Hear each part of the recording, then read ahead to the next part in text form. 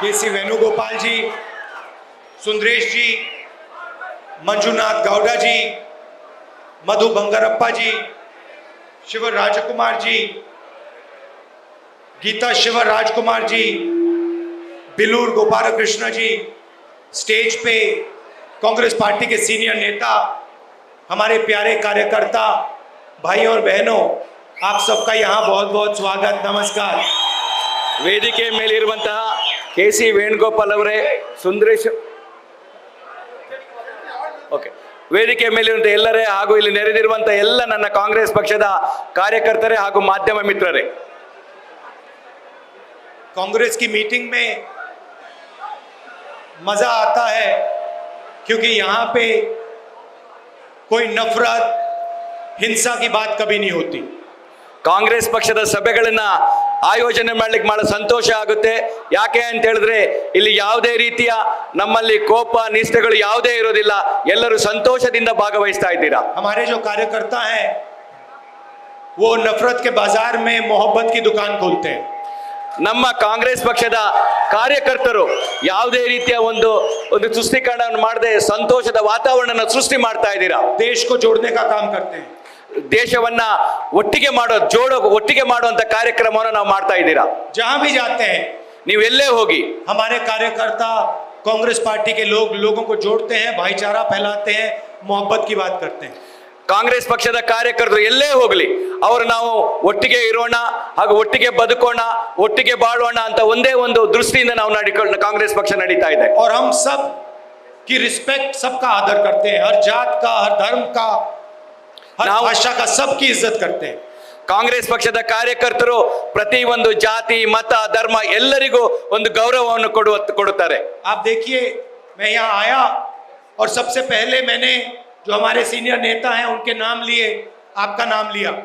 ನಾನು ಇಲ್ಲಿಗೆ ಬಂದ ಕೂಡಲೇ ನಮ್ಮ ವೇದಿಕೆ ಮೇಲಿರುವಂತ ಎಲ್ಲ ನಮ್ಮ ಹಿರಿಯ ಪಕ್ಷದ ನಾಯಕರುಗಳ ಹೆಸರುಗಳನ್ನ ಮತ್ತು ನಿಮ್ಮೆಲ್ಲರ ಮನಗಳಲ್ಲಿ ನಾನು ಮನದಟ್ಟು ಮಾಡಿಕೊಂಡಿರುತ್ತೇನೆ. बीजेपी की मीटिंग देखिए, नरेंद्र मोदी जी आते हैं, किसी नेता का नाम नहीं लेते। ಆದ್ರೆ ಬಿಜೆಪಿಯ ಪ್ರಧಾನಮಂತ್ರಿಗಳು ಬಂದಾಗ ಅವರು ಯಾವುದೇ ರೀತಿಯ ಅವರ ಪಕ್ಷದ ಹಿರಿಯ ನಾಯಕರುಗಳ ಹೆಸರುಗಳನ್ನು ಹೇಳೋದಿಲ್ಲ. जैसे मैं सिद्धरमैया जी का नाम लेता हूं, डीके शिव कुमार जी का नाम लेता हूं।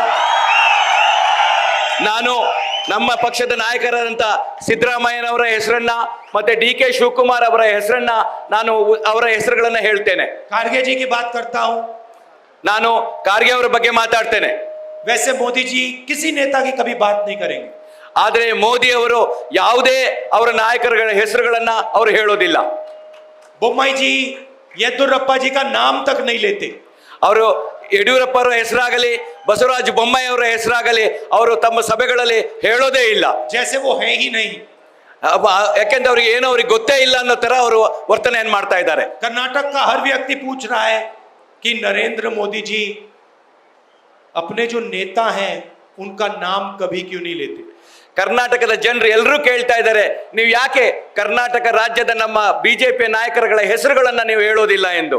जैसे यहाँ पे आपके बीजेपी के होम मिनिस्टर लड़ रहे हैं, ಇಲ್ಲಿ ನಮ್ಮ ಬಿಜೆಪಿಯ ಹೋಮ್ ಮಿನಿಸ್ಟರ್ ಇಲ್ಲಿ ಚುನಾವಣೆಯನ್ನು ಎದುರಿಸ್ತಾ ಇದ್ದಾರೆ.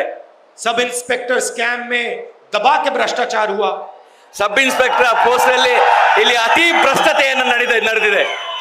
नरेंद्र मोदी जी कर्नाटक के होम मिनिस्टर का नाम कभी नहीं लेते। ಯಾಕೆಂತ ಇಲ್ಲಿಯ ಪ್ರಧಾನಮಂತ್ರಿಯವರು ಈ ಭ್ರಷ್ಟ ಹೋಮ್ ಮಿನಿಸ್ಟರ್ ಹೆಸರನ್ನ ಎಲ್ಲೂ ಅವರು ಹೇಳಿಲ್ಲ, ಎಲ್ಲೂ ಹೇಳೋದಿಲ್ಲ ಅವರು. इसके दो कारण हैं। एक कारण है कि नरेंद्र मोदी जी सिर्फ नरेंद्र मोदी जी की बात करते हैं। ಇದಕ್ಕೆ ಎರಡು ಕಾರಣಗಳಿದೆ. ಒಂದು ಕಾರಣ ನರೇಂದ್ರ ಮೋದಿ ಅವರ ಬಗ್ಗೆನೇ ಮಾತಾಡ್ತಾರೆ. जैसे कर्नाटक में चुनाव हो रहा है, बाकी लोग कर्नाटक की जनता की बात कर रहे हैं, विकास की बात कर रहे हैं, भ्रष्टाचार की बात कर रहे हैं। नरेंद्र मोदी जी आके कर्नाटक के चुनाव में सिर्फ नरेंद्र मोदी जी की बात कर रहे हैं। ಎಲ್ಲರೂ ಏನು ಹೇಳ್ತಾರೆ ಅಂತ ಹೇಳಿದ್ರೆ, ತಾವು ಬಂದಾಗ ತಾವು ನಮ್ಮ ಕರ್ನಾಟಕ ರಾಜ್ಯದ ವಿಕಾಸದ ಬಗ್ಗೆ ಮಾತಾಡಿ ಅಥವಾ ಭ್ರಷ್ಟಾಚಾರದ ಬಗ್ಗೆ ಉತ್ತರವನ್ನು ಕೊಡಿ ಅಂತ ಹೇಳಿದ್ರೆ ನರೇಂದ್ರ ಮೋದಿ ಅವರು ಯಾವುದನ್ನು ಮಾತಾಡದೆ ಬರೀ ನರೇಂದ್ರ ಮೋದಿ ಅವರ ಬಗ್ಗೆನೇ ಮಾತಾಡ್ತಾ ಇದ್ದಾರೆ. कर्नाटक की सरकार ने पिछले 3 साल में क्या किया उसके बारे में प्रधानमंत्री एक शब्द नहीं बोलते। ಬಿಜೆಪಿ ಸರ್ಕಾರ ಇಲ್ಲಿ ಏನು ಮಾಡಿದೆ ಅನ್ನೋದನ್ನ ಪ್ರಧಾನಮಂತ್ರಿಯವರು ಒಂದೇ ಒಂದು ಶಬ್ದವನ್ನು ಸಹ ಒಂದು ಚಕಾರವನ್ನು ಸಹ ಎತ್ತುತ್ತಾ ಇಲ್ಲ. तो मैं प्रधानमंत्री से पूछता हूं, ये जो आपकी सरकार है, चोरी की सरकार है, 3 साल पहले ये सरकार बीजेपी ने चोरी की, लोकतंत्र को नष्ट करके चोरी की, इसके भ्रष्टाचार के बारे में प्रधानमंत्री एक शब्द क्यों नहीं बोलते? ನಾನು ಪ್ರಧಾನಮಂತ್ರಿ ಹತ್ರ ಕೇಳಲಿಕ್ಕೆ ಬಯಸ್ತಾ ಇದ್ದೇನೆ, 3 ವರ್ಷಗಳ ಹಿಂದೆ ಇಲ್ಲಿ ಒಂದು ಸರ್ಕಾರ ನೀವು ರಚನೆಯನ್ನು ಮಾಡಿದಿರಲ್ಲ, ಇದು ಕಳ್ಳ ಹಾದಿಯಲ್ಲಿ ನೀವು ಮಾಡಿದಂತ ಸರ್ಕಾರ, ಭ್ರಷ್ಟ ಸರ್ಕಾರ. ಇದ್ರ ಬಗ್ಗೆ ನೀವು ಯಾಕೆ ಒಂದು ಚಕಾರವನ್ನು ಎತ್ತುವುದಿಲ್ಲ ಅಂತೇಳಿ ನಾನು ನಿಮ್ಮಲ್ಲಿ ಕೇಳಲಿಕ್ಕೆ ಬಯಸ್ತಾ ಇದ್ದೇನೆ. आप ये तो बोलिए, अगर आप उनके नाम नहीं लेना चाहते, येदुरप्पा जी का नाम लेने से डरते हो, बोम्मई जी का नाम लेने से डरते हो, होम मिनिस्टर के नाम लेने से डरते हो, तो ये तो बोलो आपने भ्रष्टाचार के खिलाफ कर्नाटक में क्या किया? ನೀವು ಕೊನೆ ಪಕ್ಷ ಇದನ್ನಾದ್ರೂ ಹೇಳಿ, ನೀವು ಯಾಕೆ ಯಡಿಯೂರಪ್ಪರ ಹೆಸರನ್ನು ಹೇಳೋದಿಲ್ಲ, ನಿಮ್ಮ ಹೋಮ್ ಮಿನಿಸ್ಟರ್ ಹೆಸರನ್ನು ಹೇಳೋದಿಲ್ಲ, ಬಸವರಾಜ ಬೊಮ್ಮಾಯಿ ಅವರ ಹೆಸರು ಹೇಳೋದಿಲ್ಲ, ಕೊನೆ ಪಕ್ಷ ಈ ಭ್ರಷ್ಟಾಚಾರದ ಬಗ್ಗೆನಾದ್ರೂ ನೀವು ನಮಗೆ ಮಾತಾಡಿಲ್ಲ ಅಂತ ನಾನು ನಿಮ್ಮಲ್ಲಿ ಕೇಳಲಿಕ್ಕೆ ಬಯಸ್ತಾ ಇದ್ದೇನೆ. कौन सा कदम लिया आपने भ्रष्टाचार को रोकने के लिए? ನೀವು ಈ ಭ್ರಷ್ಟಾಚಾರವನ್ನು ನಿಲ್ಲಲು ಯಾವ ಒಂದು ಹೆಜ್ಜೆಯನ್ನ ನೀವು ತಗೊಂಡಿದ್ದೀರಿ ಅಂತ ನಾನು ನಿಮಗೆ ಕೇಳಲಿಕ್ಕೆ ಬಯಸ್ತಾ ಇದ್ದೀನಿ. कॉन्ट्रैक्टर्स एसोसिएशन ने प्रधानमंत्री को चिट्ठी लिखी कि कर्नाटक में 40% कमीशन सब चीज पे लिया जा रहा है. ಕರ್ನಾಟಕ ರಾಜ್ಯದ ಕಾಂಟ್ರಾಕ್ಟರ್ ಅಸೋಸಿಯೇಷನ್ ಅವರು ಪ್ರಧಾನಮಂತ್ರಿ ನಿಮಗೆ ಕಾಗದವನ್ನು ಬರೆದಿದ್ದಾರೆ, ತಮ್ಮ ಪ್ರತಿ ಕೆಲಸಕ್ಕೆ 40% ಹಣವನ್ನ ಲಂಚದ ಮುಖಾಂತರ ಕೇಳ್ತಾ ಇದ್ದಾರೆ ಅಂತ ನಿಮಗೆ ಪತ್ರವನ್ನು ಬರೆದಿದ್ದಾರೆ. आपने उस चिट्ठी का जवाब तक नहीं दिया. ಆದ್ರೆ ನೀವು ಆ ಪತ್ರಕ್ಕೆ ಇಲ್ಲಿವರೆಗೆ ಉತ್ತರವನ್ನೇ ಕೊಟ್ಟಿಲ್ಲ. कर्नाटक की जनता को आप ये भी बताओ, जब कर्नाटक, महाराष्ट्र और गोवा के बीच में पानी का मसला उठा तो आपने कर्नाटक की मदद की, हाँ या ना? ನೀವು ಕೊನೆ ಪಕ್ಷ ಇವತ್ತೇನು ಮಹಾರಾಷ್ಟ್ರ ಮತ್ತೆ ಗೋವಾ ಕರ್ನಾಟಕದ ಒಂದು ನೀರ ಹಂಚಿಕೆಯ ಬಗ್ಗೆ ಒಂದು ಕಾರಣ ಇದೆ, ಅದರ ಬಗ್ಗೆ ನೀವು ಯಾವುದಾದ್ರೂ ಒಂದು ಸ್ಪಷ್ಟ ನಿಲುವನ್ನಾದ್ರೂ ನಮಗೆ ತಿಳಿಸಿ ಅಂತ ನಾನು ಹೇಳಿಕ್ ಬಯಸ್ತಾ ಇದ್ದೇನೆ. बाढ़ आई, आपने कर्नाटक के लिए क्या किया? ನೀವು ಪ್ರವಾಹ ಬಂದಾಗ ಈ ಕರ್ನಾಟಕಕ್ಕೆ ಯಾಕೆ ಬರಲಿಲ್ಲ? और जब कर्नाटक का टैक्स का पैसा कर्नाटक को नहीं दिया जा रहा था, कम पैसा दिया जा रहा था, तो आपने कर्नाटक के लिए क्या किया? ನೀವು ಕರ್ನಾಟಕದಿಂದ ಏನು ತೆರಿಗೆ ಮೂಲಕ ಹಣವನ್ನ ನೀವು ತಗೊಳ್ತಾ ಇದ್ದೀರಲ್ಲ, ಅದರಲ್ಲಿ ಕಮ್ಮಿ ಹಣವನ್ನ ನಮಗೆ ಕೊಡ್ತಾ ಇದ್ದೀರಾ, ಯಾಕೆ ಆ ಕಮ್ಮಿ ಹಣವನ್ನ ಕೊಡ್ತಾ ಇದ್ದೀರಾ ಅನ್ನೋದನ್ನ ಕರ್ನಾಟಕದ ಜನಕ್ಕೆ ನೀವು ತಿಳಿಸಬೇಕು ಅಂತ ನಾನು ನಿಮ್ಮಲ್ಲಿ ಕೇಳಲಿಕ್ಕೆ ಬಯಸ್ತಾ ಇದ್ದೀನಿ. अच्छा, कर्नाटक की बात छोड़िए, यहाँ की बात करते हैं. ಕರ್ನಾಟಕದ ಮಾತು ಬಿಟ್ಬಿಡಿ, ನೀವು ಇಲ್ಲಿಯ ಬಗ್ಗೆ ಮಾತಾಡಿ. यहाँ जो लोग खेती करते हैं, जिनको उनकी जमीन नहीं दी जा रही है, उनके बारे में आपने क्या किया? ನೀವು ಅಲ್ಲಿ ಬೇಡ, ಇಲ್ಲಿ ವಿಷಯ, ಇಲ್ಲಿ ಏನು ಇವತ್ತು ರೈತರು ನಮ್ಮ ಬೆಳೆಗಳನ್ನು ಬೆಳೀತಾ ಇದ್ದಾರೆ ಅದ್ರ ಬಗ್ಗೆ ನೀವು ಮಾತಾಡಿ. यहाँ पे जो Visvesvaraya iron and steel plant था, उसके बारे में आपने क्या किया? ಇಲ್ಲಿ ಏನು ಭದ್ರಾವತಿಯಲ್ಲಿ Visvesvaraya iron and steel factory ಇದೆ ಅದ್ರ ಬಗ್ಗೆ ನೀವು ಮಾತಾಡಿ. जब आपके ही नेताओं ने इस प्लांट के बारे में बोला, आपने कहां मदद की, कैसे मदद की, ये बताइए. ನಿಮ್ಮ ಪಕ್ಷದ ನಾಯಕರು ಹೇಳ್ತಾ ಇದ್ರು ನಾವು ಅದನ್ನ ಪುನರುತ್ಥಾನ ಮಾಡ್ತೇವೆ ಅಂತ ಹೇಳಿ, ಆದ್ರೆ ನೀವು ಏನು ಮಾಡಿದೀರಾ ಅನ್ನೋದನ್ನ ಈ ಜಿಲ್ಲೆಯ ಜನತೆಗೆ ತಿಳಿಸಬೇಕು ಅಂತ ಹೇಳಿ ನಾನು ನಿಮ್ಮಲ್ಲಿ ಒತ್ತಾಯ ಮಾಡ್ತಾ ಇದ್ದೇನೆ. भाइयों और बहनों, ये नरेंद्र मोदी जी के बारे में चुनाव नहीं है. ನನ್ನ ಸಹೋದರ ಸಹೋದರಿಯರೇ, ಈ ಚುನಾವಣೆ ನರೇಂದ್ರ ಮೋದಿ ಅವರ ಬಗ್ಗೆ ಈ ಚುನಾವಣೆ ಅಲ್ಲ. ये चुनाव आपके भविष्य का, आपके बच्चों का, आपके युवाओं का, माताएं बहनों का चुनाव है. ये कर्नाटक का चुनाव है. ಈ ಚುನಾವಣೆ ನಮ್ಮ ಮಕ್ಕಳ, ನಮ್ಮ ಮಹಿಳೆಯರ, ನಮ್ಮ ರೈತರ, ನಮ್ಮ ಕಾರ್ಮಿಕರ ಚುನಾವಣೆ ಆಗಿದೆ ಹೊರತು ಇದು ನರೇಂದ್ರ ಮೋದಿ ಅವರ ಚುನಾವಣೆ ಅಲ್ಲ. इसमें सबसे जरूरी मुद्दे भ्रष्टाचार, महंगाई और बेरोजगारी है. ಇದರ ಮುಖ್ಯ ಉದ್ದೇಶ ಈ ಚುನಾವಣೆ ಅಂತ ಹೇಳಿದ್ರೆ ಭ್ರಷ್ಟಾಚಾರ, ಬೆಲೆ ಏರಿಕೆ ಮತ್ತೆ ನಿರುದ್ಯೋಗ, ಇದರ ಬಗ್ಗೆ ಈ ಚುನಾವಣೆ ನಡೀತಾ ಇದೆ. और पिछले 3 सालों भ्रष्टाचार में बीजेपी ने वर्ल्ड रिकॉर्ड तोड़ दिया है. 40% हर काम में 40% भ्रष्टाचार इन्होंने किया है. ಕಳೆದ 3 ವರ್ಷಗಳ ಈ ಬಿಜೆಪಿ ಸರ್ಕಾರ ಪ್ರಪಂಚದಲ್ಲೇ ಒಂದು ದಾಖಲೆಯ ಭ್ರಷ್ಟ ಸರ್ಕಾರ 40% ಸರ್ಕಾರ ಎಂದು ದಾಖಲೆಯನ್ನು ಸ್ಥಾಪಿಸಿದೆ. नोटबंदी और जीएसटी ने पूरे देश में बेरोजगारी फैला दी है. ನೋಟಿನ ಅಮನೀಕರಣ ಇರ್ಬೋದು, GST ಇರ್ಬೋದು, ಇದೆಲ್ಲ ನಮ್ಮ ಸಣ್ಣ ವ್ಯಾಪಾರಸ್ಥರನ್ನ ಎಲ್ಲರನ್ನ ನೆಲಸಮ ಮಾಡಿದೆ. सारे के सारे छोटे व्यापारी, स्मॉल और मीडियम बिजनेस वाले सारे के सारे बंद हो गए. ಎಲ್ಲ ನಮ್ಮ ಸಣ್ಣ ರೈತರು ಇರ್ಬೋದು, ಸಣ್ಣ ವ್ಯಾಪಾರಿಗಳು ಇರ್ಬೋದು, ಮಾಧ್ಯಮ ವ್ಯಾಪಾರಿಗಳು ಇರ್ಬೋದು, ಇವರೆಲ್ಲರನ್ನ ಬಾಗಿಲು ಹಾಕಿಸುವಂತ ಒಂದು ಕೆಲಸ ನಡೆದಿದೆ. हिंदुस्तान के इतिहास में पहली बार किसान को टैक्स देना पड़ रहा है. ಇದು ಭಾರತ ದೇಶದ ಇತಿಹಾಸದಲ್ಲಿ ಪ್ರಪ್ರಥಮ ಬಾರಿಗೆ ರೈತರಿಗೆ ಟ್ಯಾಕ್ಸ್ ಕೊಡುವಂತ ಒಂದು ಕಾರ್ಯಕ್ರಮವನ್ನ ಈ ಬಿಜೆಪಿ ಸರ್ಕಾರ ಮಾಡಿದೆ. 5% फर्टिलाइजर पे, 12% ट्रैक्टर पे, 18% पेस्टिसाइड्स पे. 5% ನಾವು ರೈತರು ಉಪಯೋಗ ಮಾಡುವಂತಹ ಸಲಕರಣೆಗಳಿರ್ಬೋದು, 12% ಟ್ಯಾಕ್ಸ್ ನಮ್ಮ ಟ್ರ್ಯಾಕ್ಟರ್ಗಳಿಗಿರ್ಬೋದು, 18% ನಾವು ತಗೊಳ್ಳುವಂತ ರಸಗೊಬ್ಬರಗಳ ಬೆಲೆಗೆ ಈ ತೆರಿಗೆಯನ್ನ ಈ ಸರ್ಕಾರ ಹಾಕಿದೆ. डीजल 56 रुपए का हुआ करता था यूपीए के समय, आज 90 रुपए लीटर हो गया. ನಮ್ಮ ಯುಪಿಎ ಸರ್ಕಾರ ಇದ್ದಾಗ ಡೀಸೆಲ್ನ ಬೆಲೆ 56 ರೂಪಾಯಿ ಇತ್ತು, ಆದ್ರೆ ಇವತ್ತು ಅದು 90 ರೂಪಾಯಿ ಆಗಿದೆ. सिलेंडर 400 रुपए का होता था, 1100 रुपए का हो गया. ಸಿಲಿಂಡರ್ 400 ರೂಪಾಯಿ ಇತ್ತು, ಇವತ್ತು 1100 ರೂಪಾಯಿ ಆಗಿದೆ. कुकिंग ऑयल 60 रुपए का था, 200 रुपए लीटर हो गया. ಇವತ್ತು ಅಡಿಗೆ ಎಣ್ಣೆ 60 ರೂಪಾಯಿಗೆ ನಮ್ಮ ಸರ್ಕಾರದಲ್ಲಿ ಸಿಗ್ತಾ ಇತ್ತು, ಆದ್ರೆ ಅದು ಈಗ 200 ರೂಪಾಯಿಗೆ ಮುಟ್ಟಿದೆ.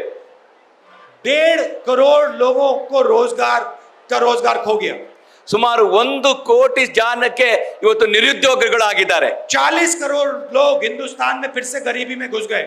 ಸುಮಾರು 40 ಕೋಟಿ ಜನ ಇವತ್ತು ಬಿಲೋ ಪವರ್ಟಿ ಲೈನ್ಗಿಂತ ಕೆಳಗಡೆ ಬಂದಿದ್ದಾರೆ. और 1% हिंदुस्तान के सबसे अमीर 1% लोगों के पास 40% हिंदुस्तान का धन. ಕೇವಲ 1% ಜನರ ಹತ್ರ 40% ನಮ್ಮ ಜನಸಂಖ್ಯೆ 40% ಆದಾಯ ಕೇವಲ 1% ಜನರ ಹತ್ರ ಇದೆ. ये देश की सच्चाई है, कर्नाटक की सच्चाई. ಇದು ನಮ್ಮ ದೇಶದ ಸತ್ಯ, ಇದು ನಮ್ಮ ಕರ್ನಾಟಕದ ಸತ್ಯ ಅನ್ನೋದನ್ನ ನಾವು ಮನವರಿಕೆ ಮಾಡ್ಕೊಳ್ಬೇಕಾಗಿದೆ. अब मैं आपको बताना चाहता हूं इसके बारे में कांग्रेस क्या करना चाहती है. ನಾನು ಇದ್ರ ಬಗ್ಗೆ ನಮ್ಮ ಕಾಂಗ್ರೆಸ್ ಪಕ್ಷ ಏನು ಮಾಡ್ತಾ ಇದೆ ಅಂತ ಹೇಳಲಿಕ್ಕೆ ನಾನು ಬಯಸ್ತಾ ಇದ್ದೇನೆ. हम क्या एक्शन लेंगे, हमारा प्लान क्या है. ನಮ್ಮ ಮುಂದಿನ ನಮ್ಮ ಏನು ಪಥ ಇದೆ, ನಮ್ಮ ರಸ್ತೆ ನಾವೇನು ನಿರ್ಧಾರವನ್ನು ತೆಗೆದುಕೊಳ್ತೇವೆ ಅಂತ ಹೇಳಿ ನಾನು ನಿಮಗೆ ಹೇಳಲಿಕ್ಕೆ ಬಯಸ್ತಾ ಇದ್ದೇನೆ. 1 साल पहले हमने कर्नाटक की जनता से बातचीत करनी शुरू की. ನಾವು 1 ವರ್ಷದ ಹಿಂದೆ ನಾವು ಕರ್ನಾಟಕದ ಜನರೊಂದಿಗೆ ಮಾತು ಸಂವಾದಗಳನ್ನು ಮಾತಾಡ್ಲಿಕ್ಕೆ ಶುರು ಮಾಡಿದೆ. हमने सर्वे किए और हमने आपसे, कर्नाटक के युवाओं से, माताओं से, बहनों से पूछा कांग्रेस पार्टी को क्या करना चाहिए. ನಾನು ಸರ್ವೆಯನ್ನು ಮಾಡಿಸಿದ ಸಂದರ್ಭದಲ್ಲಿ ಅಲ್ಲಿನ ಯುವಕರ ಜೊತೆ, ಮಹಿಳೆಯರ ಜೊತೆ ಹಾಗೂ ಎಲ್ಲ ಜನರ ಜೊತೆ, ಕಾರ್ಮಿಕರ ಜೊತೆ ಒಂದು ಸರ್ವೆಯನ್ನು ಮಾತಾಡಿ ಜನರಿಗೆ ಏನು ಬೇಕು ಅನ್ನೋದನ್ನ ನಾನು ತಿಳ್ಕೊಂಡಿದ್ದೀನಿ. और आपने हमें 5 चीजें बताई. ನಾನು ಈಗ 5 ವಿಷಯಗಳ ಬಗ್ಗೆ ನಿಮಗೆ ತಿಳಿಸ್ ಬಯಸ್ತಾ ಇದ್ದೀನಿ. और ये हमारा पहला कदम होने वाला है. ಇದು ನಮ್ಮ ಮೊದಲ ಹೆಜ್ಜೆ.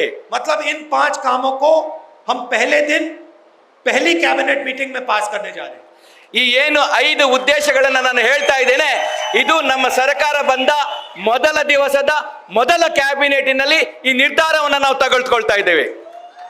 महंगाई से महिलाओं को सबसे ज्यादा चोट लगती है. ಇವತ್ತು ಬೆಲೆ ಏರಿಕೆ ನಮ್ಮ ಮಹಿಳೆಯರಿಗೆ ಅತಿಯಾಗಿ ಅನುಭವ ಮಾಡ್ತಾ ಇರೋ ಅಂತ ಹೇಳಿದ್ರೆ ನಮ್ಮ ಮಹಿಳೆಯರು.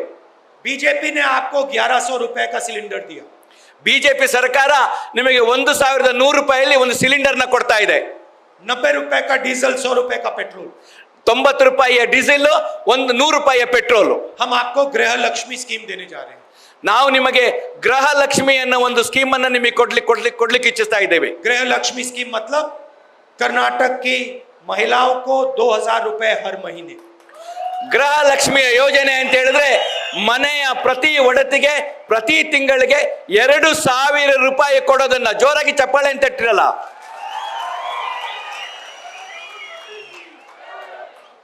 हर परिवार को 200 यूनिट बिजली मुफ्त में हर महीने. ಪ್ರತಿ ಕುಟುಂಬಕ್ಕೆ 200 ಯೂನಿಟ್ ವಿದ್ಯುತ್ತನ್ನ ಉಚಿತವಾಗಿ ಕೊಡ್ತಾ ಇದೆ ಪ್ರತಿ ಮನೆಗೆ. इसको हम गृह ज्योति कहते हैं. ಇದಕ್ಕೆ ಗೃಹ ಜ್ಯೋತಿ ಅಂತ ಹೆಸರನ್ನು ಇಟ್ಟಿದ್ದೇವೆ. तीसरा स्कीम अन्न भाग्य, 10 किलो चावल हर फैमिली मेंबर को कर्नाटक में हर महीने. ಮೂರನೆಯ ಕೊಡುಗೆ ಅಂತ ಹೇಳಿದ್ರೆ ಅನ್ನಭಾಗ್ಯ. ಇದರಲ್ಲಿ ಮನೆಯ ಪ್ರತಿ ಒಬ್ಬರಿಗೂ 10 kg ಅಕ್ಕಿಯನ್ನ ಉಚಿತವಾಗಿ ಕೊಡುವ ಕಾರ್ಯಕ್ರಮವನ್ನು ಹಮ್ಮಿಕೊಂಡಿದ್ದೇವೆ. और महिलाओं के लिए सखी स्कीम, ಮಹಿಳೆಯರಿಗೆ ಸಖಿ ಸ್ಕೀಮ್ ಒಂದು ಕಾರ್ಯಕ್ರಮವನ್ನು ಸಹ ತಂದಿದ್ದೇವೆ. कर्नाटक में आपको बस में जाने के लिए पैसा नहीं देना पड़ेगा, फ्री में जाएंगी आप. ಕರ್ನಾಟಕದಲ್ಲಿ ಯಾವುದೇ ಮೂಲೆಗೆ ಹೋಗಬೇಕು ಅಂತ ಹೇಳಿದ್ರೆ ಮಹಿಳೆಯರು ಇನ್ಮೇಲೆ ಉಚಿತವಾಗಿ ಬಸ್ಸಿನಲ್ಲಿ ಪ್ರಯಾಣವನ್ನು ಮಾಡಬಹುದು. और युवा निधि स्कीम, युवाओं के लिए, ग्रेजुएट्स के लिए 3000 रुपए महीना हर महीना ग्रेजुएट्स के लिए और 1500 रुपए हर महीना डिप्लोमा होल्डर्स के लिए. ಯುವ ನಿಧಿಯನ್ನ ಇನ್ನೊಂದು ಸ್ಕೀಮ್ ಅನ್ನ ನಮ್ಮ ಯುವಕರಿಗೆ ನಿರುದ್ಯೋಗಿ ಮಿತ್ರರಿಗೆ ತಂದಿದ್ದೀವಿ. ಇದರಲ್ಲಿ ಪದವೀಧರರಿಗೆ ಪ್ರತಿ ತಿಂಗಳು 3,000 ರೂಪಾಯಿಯನ್ನ, ಅದೇ ರೀತಿ ಡಿಪ್ಲೊಮಾ ಹೋಲ್ಡರ್ಸ್ಗೆ 1,500 ರೂಪಾಯಿನ ಅವರು ಡಿಗ್ರಿ ಮುಗಿದ ನಂತರ 2 ವರ್ಷಗಳ ಕಾಲ ಈ ಹಣವನ್ನು ಯುವ ನಿಧಿಯ ಮೂಲಕ ಕೊಡುತ್ತೇವೆ. और देखिए ये 5 स्कीम शुरुआत है, ये पहले दिन हो जाएगा. ಇದು 5 ಏನು ನಮ್ಮ ಭರವಸೆಗಳಿದೆ, ಸ್ಕೀಮ್ಗಳಿದೆ, ಇದು ಪ್ರಥಮ ದಿನವೇ ಪ್ರಥಮ ಮೀಟಿಂಗ್ ಅಲ್ಲೇ ಇದನ್ನ ನಾವು ಇಂಪ್ಲಿಮೆಂಟೇಷನ್ ಮಾಡ್ತೇವೆ ಅಂತ ಹೇಳಿ ನಾನು ನಿಮಗೆ ಭರವಸೆಯನ್ನು ಕೊಡ್ತಾ ಇದ್ದೇನೆ. किसानों के लिए कृषि निधि 1.5 लाख करोड़ रुपए 5 साल में 30,000 करोड़ रुपए हर साल किसानों की मदद करने के लिए. ನನ್ನ ರೈತ ಮಿತ್ರರಿಗೆ ಮುಂದಿನ 5 ವರ್ಷದಲ್ಲಿ 1,50,000 ಕೋಟಿ ರೂಪಾಯಿ ಹಣವನ್ನ ಅಂತ ಹೇಳಿದ್ರೆ ಪ್ರತಿ ವರ್ಷ 30,000 ಕೋಟಿ ರೂಪಾಯಿ ಹಣವನ್ನ ನಮ್ಮ ರೈತರಿಗೆ ಮೀಸಲಾಗಿ ಇಡ್ತಾ ಇದ್ದೇವೆ. और जो हमारे यहाँ अरेकानट के फार्मर्स हैं, कोकोनट के फार्मर्स हैं, उनको MSP. ಯಾವ ನಮ್ಮ ಇಲ್ಲಿ ಬೆಳೆಗಾರ, ತೆಂಗಿನ ಬೆಳೆಗಾರ ಇರ್ಬೋದು, ಅಡಿಕೆ ಬೆಳೆಗಾರ ಇರ್ಬೋದು, ಇವರಿಗೆ ಮಿನಿಮಮ್ ಬೆಂಬಲ ಬೆಲೆಯನ್ನ ನಾವು ಕೊಡ್ತೇವೆ. और आज जो दूध पे 5 रुपए की सब्सिडी है, उसमें हम 7 रुपए की सब्सिडी लगाएंगे. ಇವತ್ತು ಏನು ಹಾಲಿಗೆ 5 ರೂಪಾಯಿ ನಾವು ಸಹಾಯಧನವನ್ನು ಕೊಡ್ತಾ ಇದ್ದೀವಿ, ಇದನ್ನ 5 ರೂಪಾಯಿಯಿಂದ 7 ರೂಪಾಯಿಗೆ ನಾನು ಕೊಡ್ಲಿಕ್ಕೆ ಬಯಸ್ತಾ ಇದ್ದೇನೆ. तो हमने कहा हम क्या करने जा रहे हैं. ನಮಗೆ ಗೊತ್ತಿದೆ ನಾವು ಏನ್ ಮಾಡಬೇಕು ಅಂತ ಹೇಳ್ಬಿಟ್ಟು. अब देखिए प्रधानमंत्री यहाँ आते हैं, अपनी बात करते हैं, कहते हैं कि कांग्रेस मेरे ऊपर 91 बार आक्रमण की है. ಇಲ್ಲಿಯ ಪ್ರಧಾನಮಂತ್ರಿಗಳು ಬಂದಾಗ ಪ್ರತಿ ಸಲ ಕಾಂಗ್ರೆಸ್ ಪಕ್ಷದವರು ನನ್ನ ಮೇಲೆ ದೂಷಿಸ್ತಾ ಇದ್ದಾರೆ, 91 ಸಲ ನನ್ನನ್ನ ದೂಷಣೆಯನ್ನು ಮಾಡಿದ್ದಾರೆ ಅಂತೇಳಿ ಜನರ ಮುಂದೆ ಹೇಳ್ತಾ ಇದ್ದಾರೆ. सवाल प्रधानमंत्री का नहीं है, ಇದು ಪ್ರಧಾನಮಂತ್ರಿಯವರ ಪ್ರಶ್ನೆ ಅಲ್ಲ, सवाल कर्नाटक की जनता का है. ಇದು ಕರ್ನಾಟಕದ ಜನತೆಯ ಪ್ರಶ್ನೆ. प्रधानमंत्री जी, आपने भ्रष्टाचार की बात नहीं की, आपने अपने होम मिनिस्टर की बात नहीं की, आपने कर्नाटक की कोई बात नहीं की. एक काम तो करिए, आप अगले 5 साल में कर्नाटक के लिए क्या करने जा रहे हो, आपकी सरकार क्या करने जा रही है, ये तो बता दीजिए. ಪ್ರಧಾನಮಂತ್ರಿಗಳೇ, ತಮ್ಮಲ್ಲಿ ಕೇಳ್ಕೊಳ್ಳೋದಿಷ್ಟೇ, ನೀವು ಬಂದಾಗ ಲಂಚತನದ ಬಗ್ಗೆ ಮಾತಾಡೋದಿಲ್ಲ, ತಮ್ಮ ಗೃಹ ಮಂತ್ರಿ ಬಳಗ ಮಾತಾಡೋದಿಲ್ಲ, ಭ್ರಷ್ಟಾಚಾರದ ಬಗ್ಗೆ ಮಾತಾಡೋದಿಲ್ಲ. ಆದ್ರೆ ಕೊನೆ ಪಕ್ಷ ನಿಮ್ಮ ಸರ್ಕಾರ ಬಂದ್ರೆ ಮುಂದಿನ 5 ವರ್ಷಗಳಲ್ಲಿ ಈ ಜನರಿಗೆ ನಾನು ಏನ್ ಮಾಡ್ತೇನೆ ಅನ್ನೋದನ್ನ ನೀವು ನಮ್ಗೆ ತಿಳಿಸಿ. ये कह दीजिए हमने 40% कमीशन लिया था. ನೀವು ಇದನ್ನ ಹೇಳಿ, ಕಳೆದ 3 ವರ್ಷಗಳಿಂದ 40% ಕಮಿಷನ್ ಅನ್ನ ನೀವು ತಗೊಂಡಿದ್ದೀರಲ್ಲ, ಅದನ್ನೇನ್ ಮಾಡಿದ್ದೀರಾ? और अगर हमारी सरकार बीजेपी की सरकार आएगी तो 40% से उसको 50% में बीजेपी की सरकार बढ़ा देगी. ಒಂದು ವೇಳೆ ಬಿಜೆಪಿ ಸರ್ಕಾರ ಬಂದ್ರೆ ಇವತ್ತೇನು ನಿಮ್ದು 40% ತಗೊಳ್ತಾ ಇದ್ದೀರಲ್ಲ, ಇದನ್ನು ನೀವು 50% ಮಾಡ್ತೀರಾ? कुछ तो कर्नाटक के बारे में बोलिए. ಏನಾದ್ರೂ ಸ್ವಲ್ಪ ಕರ್ನಾಟಕದ ಬಗ್ಗೆ ಮಾತಾಡಿ ಅಲ್ಲ ನೀವು. इस दुनिया में सिर्फ नरेंद्र मोदी नहीं है, बाकी लोग भी हैं. ಈ ಪ್ರಪಂಚದಲ್ಲಿ ನರೇಂದ್ರ ಮೋದಿ ಒಬ್ಬರೇ ಇಲ್ಲ, ಬೇಕಾದಷ್ಟು ಜನ ಇದ್ದಾರೆ, ಅವ್ರ ಬಗ್ಗೆ ಮಾತಾಡಿ. अपने नेताओं की बात कीजिए, कर्नाटक की बात कीजिए, युवाओं की बात कीजिए, माताओं बहनों की बात कीजिए. ನೀವು ಜನರ ಬಗ್ಗೆ ಮಾತಾಡಿ, ನಿಮ್ಮ ನಾಯಕರುಗಳ ಬಗ್ಗೆ ಮಾತಾಡಿ, ಯುವಕರ ಬಗ್ಗೆ ಮಾತಾಡಿ, ಮಹಿಳೆಯರ ಬಗ್ಗೆ ಮಾತಾಡಿ, ಕೂಲಿ ಕಾರ್ಮಿಕರ ಬಗ್ಗೆ ಮಾತಾಡಿ. ಬರೇ ಯಾಕೆ ನಿಮ್ಮ ಬಗ್ಗೆ ಮಾತಾಡ್ತಾ ಇರ್ತೀರಾ? अच्छा ऐसे करिए, 70% आप अपनी बात कीजिए, ಹೋಗ್ಲಿ ಬಿಡಿ, ಕೊನೆ ಪಕ್ಷ 70% ನಿಮ್ಮ ಬಗ್ಗೆ ಮಾತಾಡಿ, 30% कर्नाटक की बात कर लीजिए. ಕೊನೆ ಪಕ್ಷ 30% ಆದ್ರೂ ಕರ್ನಾಟಕದ ಬಗ್ಗೆ ಮಾತಾಡಿ. हम मान जाएंगे, हम एक्सेप्ट कर लेंगे. ನಾವು ಅದನ್ನ ಒಪ್ಕೊಳ್ಳಿಕ್ಕೆ ತಯಾರಿದ್ದೀವಿ.